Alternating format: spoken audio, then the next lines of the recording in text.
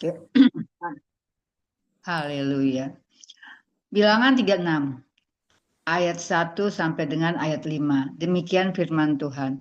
Syarat perkawinan anak-anak perempuan yang mempunyai hak waris. Ayat 1.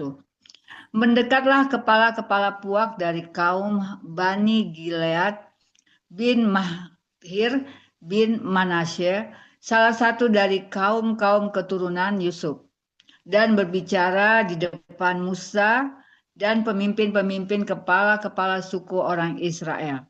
Ayat 2, kata mereka, Tuhan telah memerintahkan tuanku untuk memberikan tanah itu kepada orang Israel sebagai milik pusaka dengan membuang undi. Dan oleh Tuhan telah diperintahkan kepada tuanku untuk memberikan milik pusaka Zelafehat, saudara kami, kepada anak-anaknya yang perempuan. Ayat 3, tetapi seandainya mereka kawin dengan salah seorang anak laki-laki dari suku lain di antara orang Israel, maka milik pusaka perempuan itu akan dikurangkan dari milik pusaka bapak-bapak kami dan akan ditambahkan kepada milik pusaka suku yang akan dimasukinya. Jadi akan dikurangkan dari milik pusaka yang diundikan kepada kami. Ayat 4. Maka apabila tiba tahun Yobel, bagi orang Israel, milik pusaka perempuan itu akan ditambahkan kepada milik pusaka suku yang akan dimasukinya dan akan dikurangkan dari milik pusaka suku nenek moyang kami. Ayat 5. Lalu Musa memerintahkan kepada orang Israel sesuai dengan titah Tuhan.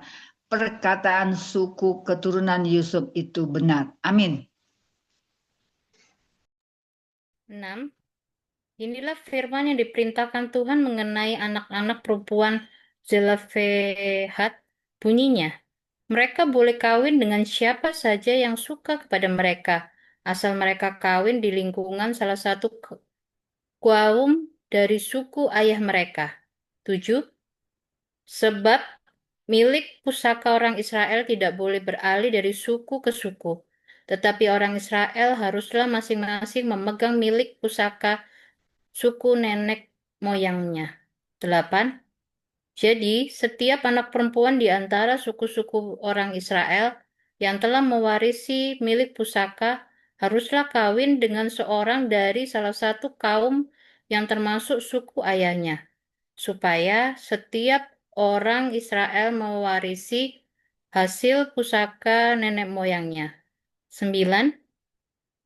Sebab milik pusaka itu tidak boleh beralih dari suku ke suku, tetapi suku-suku orang Israel haruslah masing-masing memegang milik pusakanya sendiri. 10. Seperti yang diperintahkan Tuhan kepada Musa, demikianlah diperbuatnya anak-anak perempuan Zelafehat. Amin.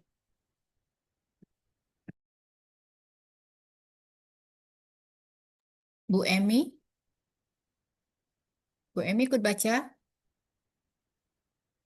Di unmute Bu ya. Kalau ikut baca di bilangan 36 ayat 11 sampai 13 aja. Oke, Bu Emi kayaknya belum bisa ya. Ibu Pris bisa, oh bisa Ya, ya. Ya silakan Bu amin. Emi. Ayat 11, maka Mahla, Tirza, Hokla, Milka, dan Noah, anak-anak perempuan Selafehat, kawin dengan anak-anak lelaki dari pihak saudara-saudara ayah mereka. Ayat 12, mereka kawin dengan laki-laki dari kaum-kaum Bani Manase bin Yusuf, sehingga milik pusaka mereka tetap tinggal pada suku kaum ayahnya. Ayat 13, itulah perintah dan peraturan yang diperintahkan Tuhan kepada orang Israel dengan perantaran Musa di dataran Moab di tepi sungai Yordan dekat Yeriko. Amin. Akan Ibu Pris, Yohanes 19 ayat 1 sampai 5. Oh, Yohanes ya. Bentar. Bentar sih. Yohanes 19 ya.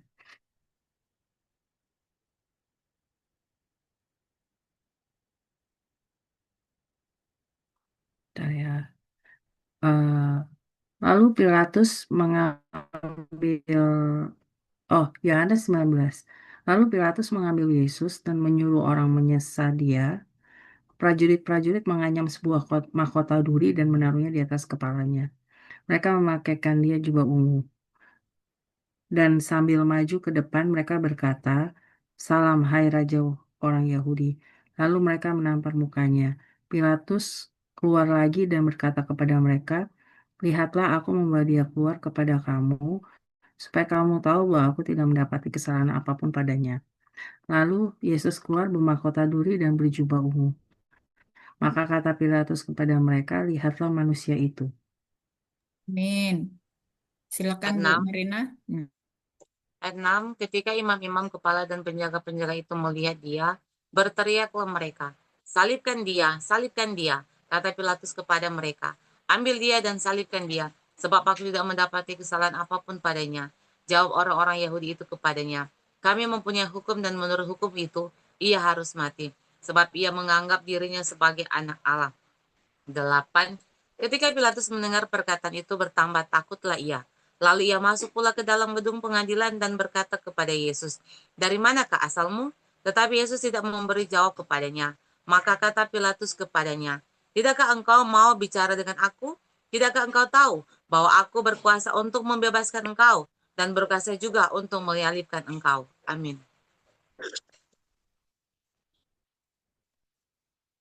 Neng Ike ikut baca. Neng Ike, di unmute kalau mau ikut baca ya. Di Yohanes 19 ayat 11 sampai 15. Lewat dulu, Bu. Oke, Baru Bu. melayani. Ya, Eda Sinta. Ya, Yesus menjawab, "Engkau tidak mempunyai kuasa apapun terhadap aku. Jikalau kuasa itu tidak diberikan kepadamu, tidak diberikan kepadamu dari atas, sebab itu dia yang menyerahkan aku kepadamu lebih besar dosanya." Sejak itu Pilatus berusaha untuk membebaskan dia, tetapi orang-orang Yahudi berteriak, "Jikalau engkau membebaskan dia, engkau bukanlah sahabat Kaisar. Setiap orang yang menganggap dirinya sebagai raja, ia melawan Kaisar." Ketika Pilatus mendengar perkataan itu, ia menyuruh membawa Yesus keluar dan ia duduk di kursi pengadilan di tempat yang bernama Litostrotos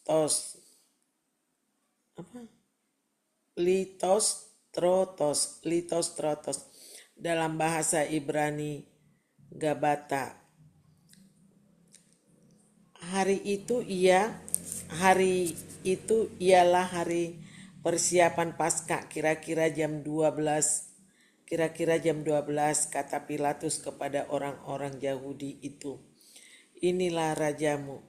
Maka berteriaklah mereka, enyahkan dia, salibkan dia. Kata Pilatus kepada mereka, harus aku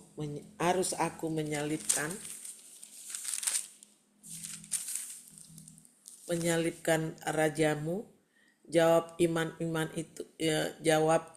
iman-iman kepala, "Kami tidak mempunyai raja selain daripada Kaisar." Akhirnya Pilatus menyerahkan Yesus kepada mereka untuk Amin, Bu. disalibkan. Amin. Gabriel, di unmute ya. Ibu Gabriel.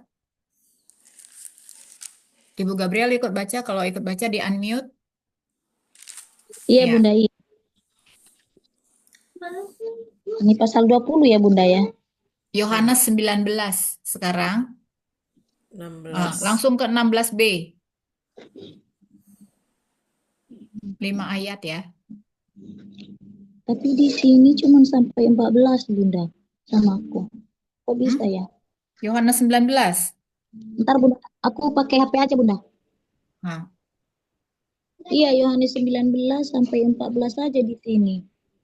atau lewat aja nanti sambil lihat ya. Bisa langsung Ida. Coba Yohanes 19. Ini aku ini, Saya dulu atau gimana? Ya, tidak dulu ini nanti Yohanes 19 ayat ah, keberapa? 11 ya. ayat 16b. Ada 16b. nggak? Ah, Oke. Ada ini yang Yesus disalibkan. Iya, betul. Mereka menerima Yesus. Akhirnya Pilatus menyerahkan Yesus kepada mereka untuk disalibkan. Mereka menerima Yesus. 17 sambil memikul salibnya, ia pergi keluar ke tempat yang bernama tempat tengkorak, dalam bahasa Ibrani Golgata. 18 dan di situ ia disalibkan mereka dan bersama-sama dengan dia disalibkan. Juga dua orang lain sebelah menyebelah Yesus di tengah-tengah. 19 dan Pilatus menyuruh memasang juga tulisan di atas kayu salib itu, bunyinya, Yesus orang Nazaret, Raja orang Yahudi. 20 banyak orang Yahudi yang membaca tulisan itu sebab tempat di mana Yesus disalibkan letaknya dekat kota dan kata-kata itu tertulis dalam bahasa Ibrani, bahasa Latin, dan bahasa Yunani. Amin. 21. Maka kata imam-imam kepala orang Yahudi kepada Pilatus, "Jangan engkau menulis, Raja orang Yahudi, tetapi bahwa ia mengatakan, Aku adalah Raja orang Yahudi." 22. Jawab Pilatus, apa yang kutulis tetap tertulis. 23. Sesudah prajurit itu menyelibkan Yesus, mereka mengambil pakaiannya lalu membaginya menjadi 4 bagian untuk tiap-tiap prajurit, 1 bagian, dan jubahnya juga mereka ambil. Jubah itu tidak berjahit, dari atas ke bawah hanya 1 tenunan saja. 24. Karena itu mereka berkata seorang kepada yang lain, janganlah kita membaginya menjadi berapa potong, tetapi baiklah kita membuang undi untuk menentukan siapa yang mendapatnya. Demikianlah hendaknya supaya genaplah yang ada tertulis dalam kitab suci. Mereka bagi pakaianku di antara mereka dan mereka membuang undi atas jubahku. Hal itu telah dilakukan prajurit-prajurit itu. 25. Dan dekat salib Yesus berdiri ibunya dan saudara ibunya, Maria, istri Klopas, dan Maria Magdalena. Amin. amin. Ibu Desi ikut baca, silakan. Iya, Bu. Yohanes 19 ayat 26. Ketika Yesus melihat ibunya dan muridnya yang dikasihinya di sampingnya, berkatalah ia kepada ibunya, "Ibu, inilah anakmu." Kemudian katanya kepada murid-muridnya, "Inilah ibumu." Dan sejak saat itu, murid itu menerima dia di dalam rumahnya. Sesudah itu, karena Yesus tahu bahwa segala sesuatu telah selesai, berkatalah ia, supaya genaplah yang ada tertulis dalam kitab suci, "Aku haus." Di situ ada suatu berkas penuh anggur, asam, maka mereka mencucukkan bunga karang yang telah dicelupkan dalam anggur asam pada sebatang hisop, lalu menunjukkannya ke mulut Yesus. Sesudah Yesus meminum anggur asam itu, berkatalah ia, "Sudah selesai." Lalu ia menundukkan kepalanya dan menyerahkan nyawanya. Lorita, Ya, lambung Yesus ditikam 31. Karena hari itu hari persiapan dan supaya pada hari Sabat mayat-mayat itu tidak tinggal tergantung pada kayu salib, sebab Sabat itu adalah hari yang besar. Maka datanglah orang-orang Yahudi kepada Pilatus dan meminta kepadanya supaya kaki orang-orang itu dipatahkan dan mayat-mayatnya diturunkan. 32. Maka datanglah prajurit-prajurit lalu mematahkan kaki orang yang pertama dan kaki orang yang lain yang disalibkan bersama-sama dengan Yesus. 33. Tetapi ketika mereka sampai kepada Yesus dan melihat bahwa ia telah mati, mereka tidak mematahkan kakinya.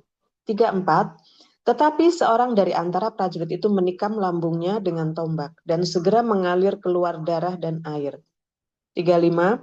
Dan orang yang melihat hal itu sendiri yang memberikan kesaksian ini dan kesaksiannya benar. Dan ia tahu bahwa ia mengatakan kebenaran supaya kamu juga percaya. Amin.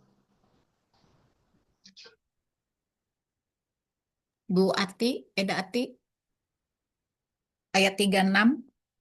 Baik, sampai 42 ya. sampai 42. Baik. Ayat 36. Sebab hal itu terjadi supaya genaplah yang tertulis dalam kitab suci. Tidak ada tulangnya yang akan dipatahkan. 37. Dan ada pula nas yang mengatakan, mereka akan memandang kepada dia yang telah mereka tikam. Yesus dikuburkan. Ayat 38. Sesudah itu Yusuf dari Arimatea, ia murid Yesus, tetapi sembunyi-sembunyi karena takut kepada orang Yahudi, meminta kepada Pilatus supaya ia diperbolehkan menurunkan mayat Yesus. Dan Pilatus meneruskan permintaannya itu.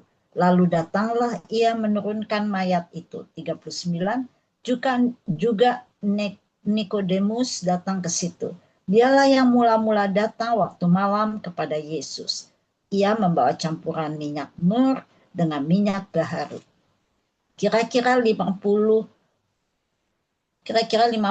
kati beratnya. Ayat 40. Mereka mengambil mayat Yesus, mengapaninya dengan kain lenan dan membubuhinya dengan rempah-rempah menurut adat orang Yahudi bila menguburkan mayat.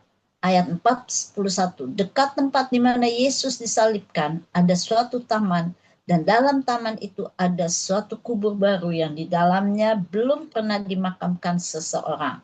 Ayat 42.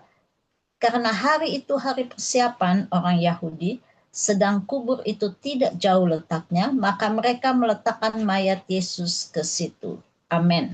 Pasal 20 ayat 1 sampai 5. Kebangkitan Yesus. Pada hari pertama minggu itu pagi-pagi benar ketika hari masih gelap, pergilah Maria Magdalena ke kubur itu dan ia melihat bahwa batu telah diambil dari kubur. 2. Ia berlari-lari mendapatkan Simon Petrus dan murid yang lain yang dikasihi Yesus dan berkata kepada mereka, Tuhan telah diambil orang dari kuburnya dan kami tidak tahu di mana ia diletakkan. 3. Maka berangkatlah Petrus dan murid yang lain itu ke kubur. 4. Keduanya berlari bersama-sama, tetapi murid yang lain itu berlari lebih cepat daripada Petrus sehingga lebih dahulu sampai di kubur. 5. Ia menjenguk ke dalam dan melihat kain kapan terletak di tanah. Akan tetapi ia tidak masuk ke dalam. Amin. Amin. Ayat 6. Maka datanglah Simon Petrus juga menyusul dia dan masuk ke dalam kubur itu. Ia melihat kain kapan terletak di tanah. Ayat 7. Sedang kain peluh yang tadinya ada di kepala Yesus tidak terletak dekat kain kapan itu, tetapi agak di samping di tempat lain dan sudah tergulung. Ayat 8. Maka masuklah juga murid yang lain, yang lebih dahulu sampai di kubur itu, dan ia melihatnya dan percaya. Ayat 9. Sebab selama itu mereka belum mengerti isi kitab suci yang mengatakan bahwa ia harus bangkit dari antara orang mati. Ayat 10. Lalu pulanglah kedua murid itu ke rumah. Amin. Yesus menampakkan diri kepada Maria Magdalena. 11. Tetapi Maria berdiri dekat kubur itu dan menangis. Sambil menangis ia menjenguk ke dalam kubur itu. 12. Dan tampaklah olehnya dua orang malaikat berpakaian putih, yang seorang duduk di sebelah kepala dan yang lain di sebelah kaki di tempat mayat Yesus berbaring. 13. Kata malaikat-malaikat itu kepadanya, Ibu, mengapa engkau menangis? Jawab Maria kepada mereka, Tuhanku telah diambil orang dan aku tidak tahu di mana ia diletakkan. 14. Sesudah berkata demikian, ia menoleh ke belakang dan melihat Yesus berdiri di situ, tetapi ia tidak tahu bahwa itu adalah Yesus. 15. Kata Yesus kepadanya, Ibu, mengapa engkau menangis? Siapakah yang engkau cari? Maria menyangka orang itu adalah penunggu taman, lalu berkata kepadanya, Tuan, jikalau Tuan yang mengambil dia, katakanlah kepadaku, di mana Tuan meletakkan dia, supaya aku dapat mengambilnya. Amin. Langsung Ibu Pris. Ya, Ibu Emi lagi ada kegiatan. Baik Ibu Emi, silakan Ibu Pris. Berarti ayatnya yang mana? Yang 16, Yohanes 20 ayat 16 sampai 20. Oh, saya yang 16 ya.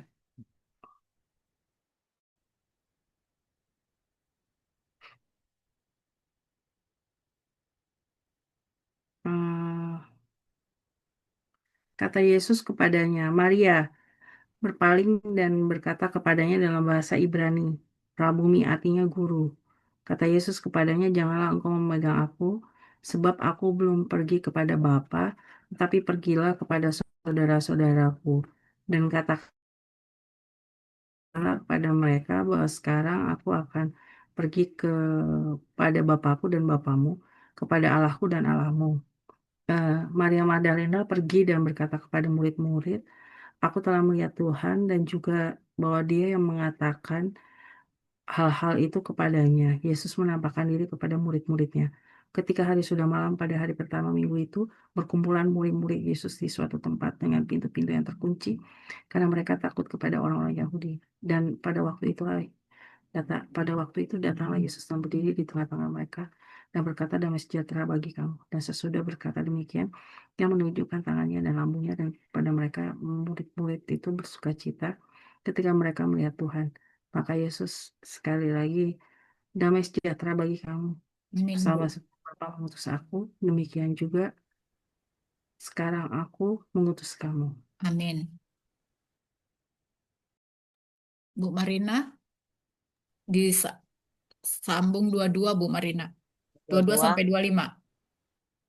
Dan sesudah berkata demikian, ia mengembusi mereka dan berkata, terimalah Roh Kudus. Jika kamu mengampuni dosa orang, dosanya diampuni. Dan jikalau kamu menyatakan dosa orang tetap ada, dosanya tetap ada. Yesus menampakkan diri kepada Thomas. Tetapi Thomas, seorang dari ke-12 murid itu yang disebut Didimus, tidak ada bersama-sama mereka ketika Yesus datang ke situ. 25, maka kata murid-murid yang lain itu kepadanya, kami telah melihat Tuhan. Tetapi Thomas berkata kepada mereka, sebelum aku melihat bekas paku pada tangannya, dan sebelum aku mencucukkan jariku ke dalam bekas paku itu, dan mencucukkan tanganku ke dalam lambungnya, sekali-kali aku tidak akan percaya. Amin. Eda Sinta, 26 sampai 31 ya. Ya. 8 hari kemudian murid-murid Yesus berada kembali dalam rumah itu, dan Thomas bersama-sama dengan mereka. Sementara pintu-pintu terkunci, Yesus datang dan Ia berdiri di tengah-tengah mereka dan berkata, damai sejahtera bagi kamu. Kemudian Ia berkata kepada Thomas, taruhlah jarimu di sini dan lihatlah tanganku, ulurkanlah tanganmu dan cucukkan ke dalam lambungku, dan jangan engkau tidak percaya lagi, melainkan percayalah. Thomas menjawab dia, ya Tuhanku dan Allahku. Kata Yesus kepadanya, karena engkau telah melihat aku, maka engkau percaya.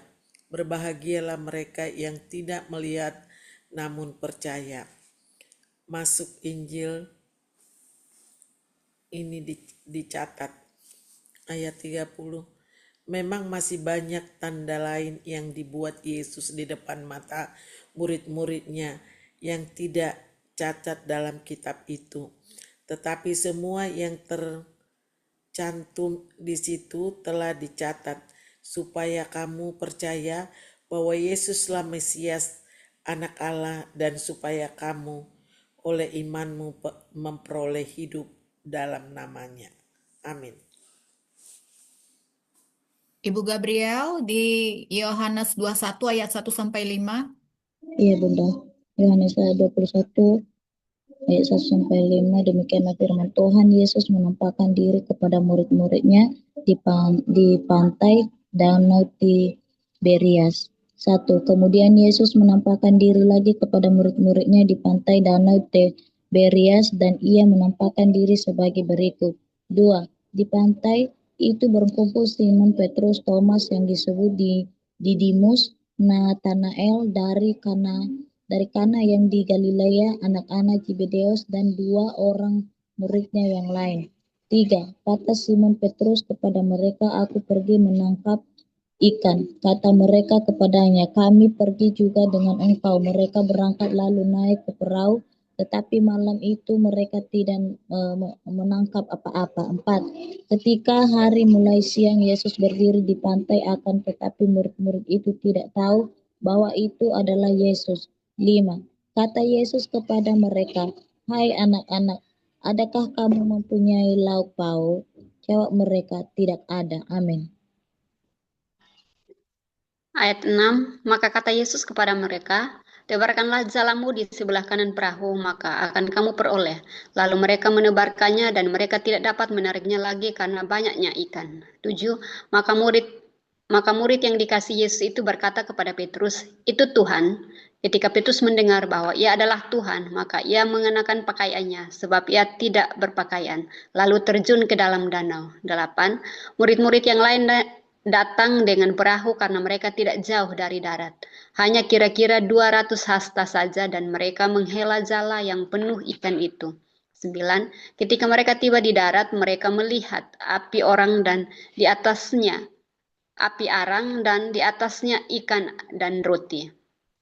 10, kata Yesus kepada mereka, bawalah beberapa ikan yang baru kamu tangkap itu. Amin. 11. Simon Petrus naik ke perahu, lalu menghela jala itu ke darat, penuh ikan-ikan besar, 153 ekor banyaknya. Dan sungguh pun sebanyak itu, jala itu tidak koyak. Kata Yesus kepada mereka, marilah dan sarapanlah. Tidak ada di antara murid-murid itu yang berani bertanya kepadanya, siapakah engkau? Sebab mereka tahu bahwa ia adalah Tuhan. Yesus maju ke depan, mengambil roti dan memberikannya kepada mereka, demikian juga ikan itu. Itulah ketiga kalinya Yesus menampakkan diri kepada murid-muridnya sesudah ia bangkit dari antara orang mati. Gembalakanlah domba-dombaku. Sesudah sarapan, Yesus berkata kepada Simon Petrus, Simon, anak Yohanes, apakah engkau mengasihi aku lebih daripada mereka ini? Jawab Petrus kepadanya, benar Tuhan, engkau tahu bahwa aku mengasihi engkau. Kata Yesus kepadanya, gembalakanlah domba-dombaku. Amin.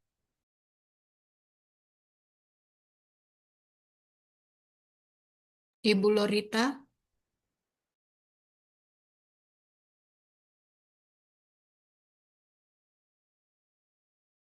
Di ayat berapa, Bu?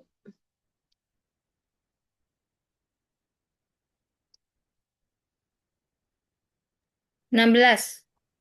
16. Sebentar. Ininya hilang sebentar ya.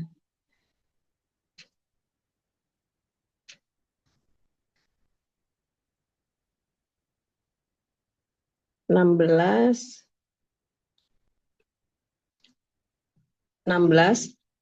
Kata Yesus pula kepadanya untuk kedua kalinya, Simon anak Yohanes, apakah engkau mengasihi aku? Jawab Petrus kepadanya, benar Tuhan, engkau tahu bahwa aku mengasihi engkau. Kata Yesus kepadanya, gembalakanlah domba-dombaku. 17, kata Yesus kepadanya untuk ketiga kalinya, Simon anak Yohanes, apakah engkau mengasihi aku? Maka sedih hati Petrus karena Yesus berkata untuk ketiga kalinya, apakah engkau mengasihi aku? Dan ia berkata kepadanya, Tuhan, engkau tahu segala sesuatu. Engkau tahu bahwa aku mengasihi engkau. Kata Yesus kepadanya, gembalakanlah domba-dombaku. 18, aku berkata kepadamu, sesungguhnya ketika engkau masih muda, engkau mengikat pinggangmu sendiri dan engkau berjalan kemana saja kau kehendaki. Tetapi jika engkau sudah menjadi tua, engkau akan mengulurkan tanganmu dan orang lain akan mengikat engkau dan membawa engkau ke tempat yang tidak kau kehendaki. 19, dan hal ini dikatakannya untuk menyatakan bagaimana Petrus akan mati dan memuliakan Allah. Sesudah mengatakan demikian, ia berkata kepada Petrus, ikutlah aku. Murid yang dikasihi Yesus, 20. Ketika Petrus berpaling, ia melihat bahwa murid yang dikasihi Yesus sedang mengikuti mereka, yaitu murid yang pada waktu mereka sedang makan bersama duduk dekat Yesus dan yang berkata, Tuhan, siapakah dia yang akan menyerahkan engkau? Amin.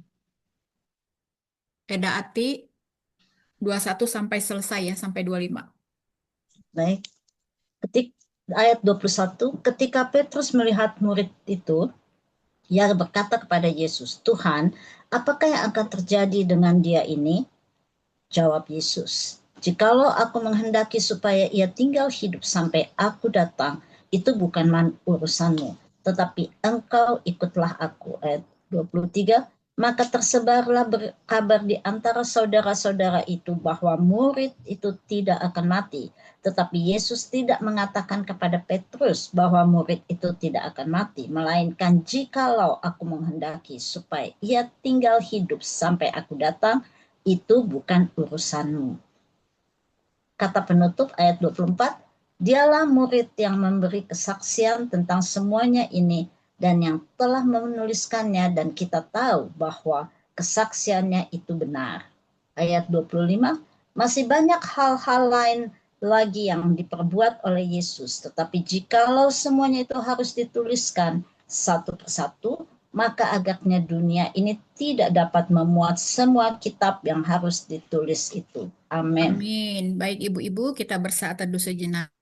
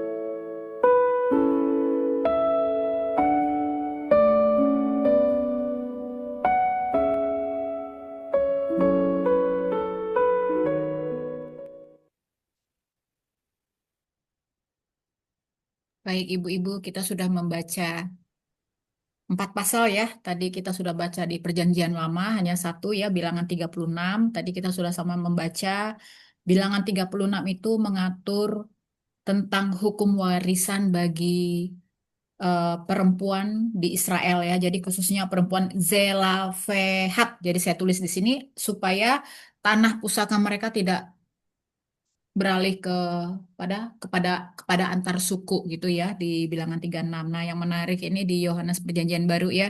Yohanes 19, 20 dan 21 di sini mengenai kisah Yesus, mengenai Yesus disalibkan, dikuburkan, dia bangkit dan kemudian dia menampakkan diri kepada murid-muridnya secara berkala ya. Baik, ibu-ibu ada yang sharing rema? Boleh, silakan termasuk juga kesaksian kalau ada. Monggo, saya dulu ya. Jadi rema saya tuh di Yohanes. Sebenarnya banyak ya, tapi satu ya di Yohanes 19. Yohanes 19 ayat 30.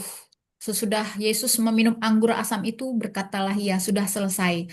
Lalu ia menundukkan kepalanya dan menyerahkan nyawanya. Nah, kita di sini kata-kata sudah selesai di sini eh ya kalau saya catat tadi di bahasa Yunani itu di Yunani ar- apa pengucapannya TT lestai ya TT lestai TT lestai itu bahasa Yunani yang artinya sudah selesai, sudah digenapi dan sudah dibayar lunas. Nah, di sini kita mesti ingat bahwa telah selesai itu bukan berarti tanda kekalahan, tetapi di situ pernyataan kemenangan dan juga penyelesaian. Penyelesaian terhadap apa? Terhadap penggenapan nubuat perjanjian lama tentang Mesias. Selesai tentang apa? Selesai tentang misi keselamatan Tuhan Yesus ya, datang ke bumi ini untuk menebus dosa manusia ya. Di sini kata-kata sudah selesai itu ya. Jadi luar biasa eh, pengorbanannya Tuhan Yesus atas kita. Dan sebenarnya di 19 tadi yang saya menarik juga membaca adalah Pilatus. Ya, Pilatus ini dia tahu Yesus itu tidak bersalah gitu. Bahkan dia berusaha membebaskan Yesus, ya. Tetapi dia akhirnya kalah juga itu dengan suara orang banyak ya. Dan dia pada akhirnya menyerahkan Yesus ya, si Pilatus ini kepada kepada mereka yang berteriak-teriak mengatakan, "Nyahkan dia, salibkan dia." Seperti itu ya. Akhirnya dia menyerahkan Yesus kepada mereka ini untuk disalibkan. Padahal Pilatus itu sebenarnya ingin membela Yesus, ingin membebaskan Yesus karena tahu Yesus itu tidak bersalah. Nah, di masa kini juga begitu ya. Kadang di keadilan apa di dalam pengadilan hukum di Indonesia itu pun masih terjadi seperti itu. Sesuatu yang orang yang satu perbuatan yang tidak salah akhirnya digoreng-goreng ya bahasanya saya taunya sekarang kata-kata digoreng-goreng dibuat menjadi seperti kesannya salah. Ini hakim sebenarnya sudah tahu, tapi itu tadi karena sudah suara banyak ya, suara suara orang-orang dan juga mungkin di balik itu ada juga ya seperti biasa ya solokan. Akhirnya yang salah itu menjadi benar ya, pembalikan kondisi, pembalikan keadaan ya. Itu yang kita baca di sini itu juga masih terjadi ya. Tapi kita berharap ya begitulah berdoa terus kita ya supaya supaya hukum di Indonesia ini diisi oleh orang yang mengetahui kebenaran firman ya supaya supaya tidak terjadi hal-hal yang tidak diinginkan. Baik, ibu-ibu silakan siapa yang mau bersharing rema? Jadi itu aja ya saya ya tadi ya mengenai sudah selesai itu tadi luar biasa. Jadi kalau ditanya di mana kata-kata bahwa bahwa kita Tuhan itu sudah menang, Dia sudah menyelesaikan pertandingannya, bukan kalah tetapi menang. Misi sudah selesai di Yohanes 19 ayat 30 ya. Saya sudah catat di sini kata-kata poin-poin penting untuk kita ya. Di Yohanes 19 ayat 30 sudah selesai itu tadi. Silakan ibu-ibu yang ada rema, silakan atau kesaksian. Dan sampai sekarang masih, iya benar Bu Marina kan Bu Marina juga sharing ya soal hukum ya tentang keponakannya. Nah itulah masih merasakan sendiri ya. Kak, kita tuh bisa bisa sharing karena kita sudah mengalami hukum di Indonesia. Kalau masih dengar-dengar gitu ya belum terasa. Tapi kalau sudah masuk di dalamnya, kita tahu bagaimana ternyata hukum di Indonesia itu luar biasa ya. Itu tadi Bu Marina udah bilang. Karena Bu Marina mengalami proses hukum juga untuk ponakannya ya. Banyak kali, Bu. Hah? Malahan benar di apa itu? Mereka yang benar tapi jadikan korban kayak gitu. Ya, memang. Kita yang korban tapi malah kita yang jadi tersangka seperti itu. Udah berapa kali kayak gitu sih, Bu? Jadi kita harus bayar denda. Udah kayak Iya. berapa kali sih? Ponakan aku kejadian berapa kali. Sampai sekarang pun belum ada titik terangnya. Tapi Nah, ya udah, serahkan sama Tuhan. ya itu UUD ujung-ujungnya duit. Pokoknya duit dah yang menang ya. Kalau di sini ya kita berharap ya hukum di Indonesia ini diisi oleh orang-orang yang tahu kebenaran, kebenaran firman Tuhan ya, supaya keadilan yang sesungguhnya itu benar-benar ditegakkan. Baik, Bu Pita, silakan sharing. Oke, saya coba ayat 19 tadi Ibu udah singgung juga ya. Ayat Yohanes 19 ayat 11. Demikian firman-Nya. Yesus menjawab, engkau tidak mempunyai kuasa apapun terhadap aku. Jikalau kuasa itu tidak diberikan kepadamu dari atas, sebab itu dia yang menyerahkan aku kepadamu lebih besar dosanya. Jadi dalam pembacaan ini saya melihat bahwa di sini ada kesombongan dari Pilatus. Dia sombong, dia bilang, aku yang berkuasa, aku yang bisa menentukan kamu dilepaskan atau kamu di penjara atau dimatikan ya. Tetapi Tuhan Yesus berkata bahwa kamu itu tidak berdaulat terhadap kuasa itu karena apa? Karena jikalau kuasa itu tidak diberikan kepadamu dari atas, itu tidak akan terjadi. Nah, di sini Pilatus mendengarkan dan juga di sini kelihatan bahwa sepertinya di sini hierarki dosa itu ada. Jadi ketiga siapa yang menyerahkan itu akan dosanya akan lebih besar daripada Pilatus. Di sini kan Pilatus tadi Ibu Yoli bilang udah gimana ya? Dia sebenarnya mau membebaskan Tuhan Yesus itu, tapi dia tidak. Tetapi dia mengalahkan bukan munafik atau apa ya? Kalau munafik itu apa ya? Dia itu tidak jujur terhadap dirinya. Dia tahu Yesus itu tidak bersalah, tapi dia tidak berani menyatakannya karena dia takut terhadap orang banyak. Dia berdosa, ya, karena dia mengkhianati hati nuraninya sendiri gitu ya. Tetapi dosanya tidak lebih besar daripada mereka yang menyerahkan Yesus. Mereka yang menyerahkan Yesus ya seperti Imam Inan ya, itu lebih besar dosanya daripada Pilatus. Demikian, Bu. Ya, baik. Terima kasih ya, Bu Pita ya. Benar tuh ya. Engkau tidak mempunyai kuasa apapun terhadap aku jikalau kuasa itu tidak diberikan kepadamu dari atas ya. Memang di sini ada kesombongan ya. Kita lihat di ayat 10 bahwa Pilatus itu kan bilang bahwa aku berkuasa untuk membebaskan engkau, juga berkuasa untuk menyalibkan engkau ya. Jadi memang ada kesombongan di situ ya. Nah, itulah yang terus terjadi ya di hukum kita itu ya. Nah, kita juga berharap supaya kita juga tidak seperti Bu Vita tadi, benar Bu, munafik lah itu. Kita mau mengakui bahwa seseorang itu tidak bersalah untuk kata-kata ya ini nih terlepas dari ini ya untuk minta maaf itu kadang-kadang ya susah gitu ya. Tapi kita sudah mengenal firman, memang ini harus ada penundukan diri ya, kerendahan hati. Baik, terima kasih Bu Pita.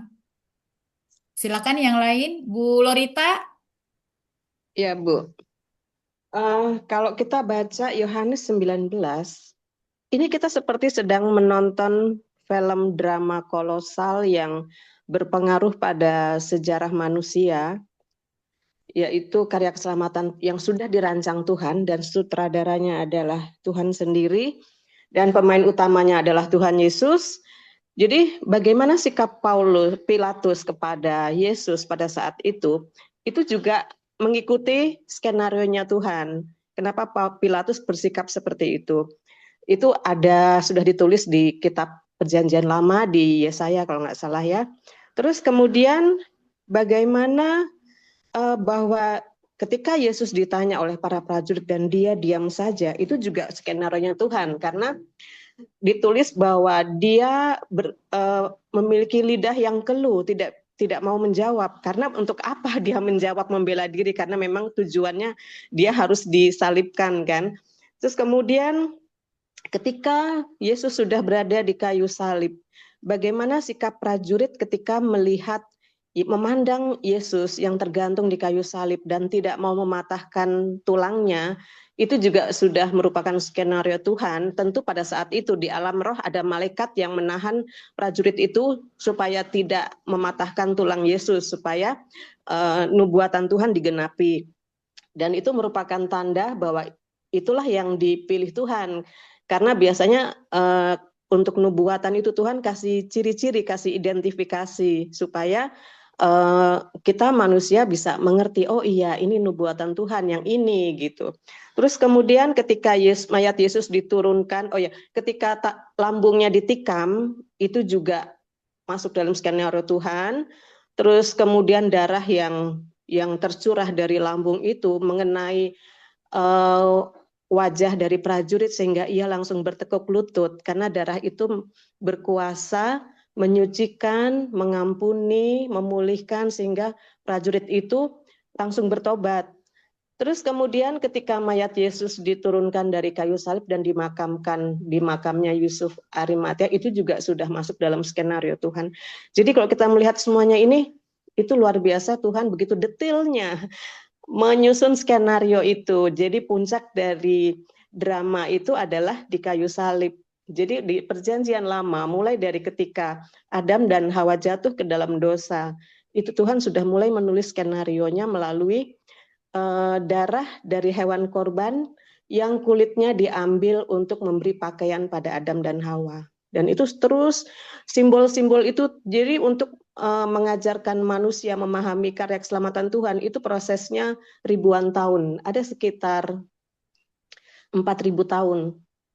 Karena apa? Otak manusia itu kecil sekali, jadi sulit untuk memahami pikiran Tuhan, pekerjaan Tuhan. Jadi untuk mendidik manusia memahami karya keselamatan itu perlu waktu 4.000 tahun. Dari Adam dan Hawa, kemudian Musa diperintahkan menyembelih hewan korban pada saat peristiwa Paskah itu dengan dioleskan pada palang pintu. Dan itu terus Abraham juga begitu ketika Ishak digantikan oleh darah dari anak domba yang tersangkut di semak belukar seperti itu. Jadi ya itulah kita lihat luar biasa bagaimana Tuhan begitu sayangnya sama kita sampai kita sendiri sekarang bisa bersyukur, bisa menikmati anugerah dan karya keselamatan itu. Begitu Bu Joli. Dan juga pada saat itu, pada saat murid-murid mengalami peristiwa itu, mereka belum mengerti. Mereka hanya menangis dan mereka menangis dan ketakutan. Tetapi ketika Tuhan Yesus bangkit dan menampakkan diri kepada mereka dan menjelaskan peristiwa itu, baru mereka memahami. Nah, ini bisa dikorelasikan dengan kehidupan kita. Ketika kita menghadapi permasalahan dalam hidup ini, menghadapi penderitaan, menghadapi suatu problem yang berat, yang cukup berat, pada saat kita menghadapi itu, kita belum mengerti. Kita pikir Tuhan meninggalkan kita. Padahal kalau Tuhan sedang berdiam diri, Tuhan sedang menguji kita, sedang seperti seorang dosen yang mengawasi murid mahasiswanya sedang ujian. Tuhan seolah-olah bagi kita tuh Tuhan jauh dan sedang berdiam diri, nggak menolong kita. Padahal Tuhan sedang menguji kita. Tapi ketika kita sudah melewati proses penderitaan itu dan kita lulus, kita baru mengerti, oh iya ini Tuhan, aku diproses Tuhan supaya aku menjadi begini, dan seperti ini, gitu. Itu maksudnya Bu Joli. Terima kasih. Ya, baik, terima kasih ya Bu Lorita ya. Nah, itu ibu-ibu ya tetap tegar ya walaupun punya masalah ya. Kita wajib menghadapi masalah yang ada di depan kita ya. Jangan cepat menyerah, tetapi terus terus semangat bahwa apapun di depan kita bisa kita selesaikan. Terima kasih ya Bu Lorita ya untuk pencerahannya hari ini. Sama-sama. Saya sampai susah bagaimana ya panjang tadi, tapi luar biasa ya bahwa soal kesadaran murid-murid tadi itu kesadaran murid, Itu pun juga sama ya kan. Mungkin pada saat itu nggak sadar. Pas Yesus bangkit, oh setelah mengalami peristiwa baru tersadarkan gitu. Nah, terima kasih ya Bu Lorita. Baik ibu-ibu lain, adakah yang mau sharing lagi? Sebelum sharing mungkin ada Bu Pris, boleh kenalan dulu. Shalom, Bu Ya, Pris. Nah, shalom. boleh Izin kenalan. off kamera ya. Ya, nggak apa-apa. Saya Priscilla Priscilla. Saya tinggalnya di Fatmawati, Jakarta Selatan. Gitu. Oh, tahu ini dari mana? Dari Bu Kartika ya? Iya, Oh, oke ya. Welcome ya. Selamat iya. bergabung di komunitas perempuan membaca firman Tuhan. Kita membaca firman Tuhan itu setiap hari, kadang pagi, kadang siang, kadang malam, ya. Sabtu dan Minggu libur, seperti itu. Selamat Oh, datang, Ibu Pris. terima kasih. Baik, ibu-ibu, ada lagi kah yang mau sharing? Bu Ati mau sharing, Bu Ati atau Bu Kartika? Bu Sinta? Belum. Baik. Kalau tidak ada, kita akan akhiri ya pembacaan firman kita. Luar biasa, ibu-ibu. Pembacaan firman kita sudah selesai sampai di kitab Bilangan. Shalom, Bu. Oh, sampai di kitab Bilangan dan juga Yohanes ya. Jadi nanti kita akan memulai di Ulangan dan Kisah Para Rasul. Luar biasa ya. Kita berhasil menyelesaikan secara bersama-sama berjamaah membaca firman Tuhan. Baik, bisa dibantu doa tutup Ibu Ida?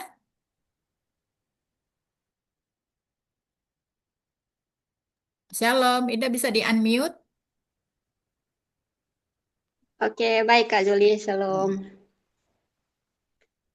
Sebelum kita tutup dalam doa, saya ada tambahan sedikit di kitab Yohanes juga 19. Tapi saya ke 19 ayat 13 tentang sejarah Paskah. Nah, selama ini yang kita tahu sejarah dalam Paskah itu ada dua tempat ya yang sering diceritakan dalam sejarah Paskah atau cerita Paskah itu sering dibahas itu yang saya dengar itu yang sering dibahas itu cuma dua tempat itu Taman Getsemani dan Bukit Golgota. Kita lupa ada satu tempat yang kita jarang sebut, jarang sekali. Dan saya pun baru dengar hari ini di Injil Yohanes 19 ayat 13 itu yang terakhir ada kata Litotrotos atau Gabata. Nah, Litotrotos atau Gabata itu tempat pengadilan yang sangat sangat keras. Nah, dari tempat itu terjadilah pemberontakan yang sesungguhnya. Yang kita lihat dari Pilatus yang awalnya dia adalah seorang yang disiplin, yang benar-benar tahu tentang keadilan hukum, yang biasa dia bela orang sesuai dengan kebenaran, sesuai dengan keadilan. Tetapi kenapa tiba-tiba dia bisa beralih dan padahal dia di situ dia tahu Yesus itu orang yang suci, tidak bersalah sama sekali. Tetapi di saat itu terjadi pemberontakan dalam diri Pilatus. Karena apa? Dia ingin mengamankan posisinya. Dia ingin menyenangkan orang lain. Dia takut posisinya itu digeser. Nah, ini yang sering terjadi dalam hidup kita. Kadang juga kita begitu. Kita takut posisi kita tidak nyaman. Akhirnya kita bersembunyi di balik kebohongan, ketidakjujuran kita. Dan saya lihat sejarah yang tiga tempat yang saya dapat siang hari ini yaitu Taman Getsemani, Bukit Golgota, dan Litotrotos atau Gabata. Itu yang saya dapat siang hari ini. Jadi itu tiga tempat itu adalah yang tertulis dalam sejarah Paskah yang harus kita ingat. Tapi yang sering dibahas selama ini hanya itu tempat Taman Getsemani dan Bukit Golgota. Dan siang hari ini saya sangat bersyukur bahwa ada satu tambahan lagi yang saya dapat karena saya tadi sempat baca, saya lihat di searching, saya cari tentang Litotrotos ini gimana. Terus ternyata oh iya karena selama ini nggak pernah bahas tentang Litotrotos ini dan saya nggak tahu. Dan ini pelajaran baru tambahan buat saya siang hari ini dan buat kita semua bahwa bukan cuma dua tempat yang bersejarah dalam Paskah, tapi tiga tempat.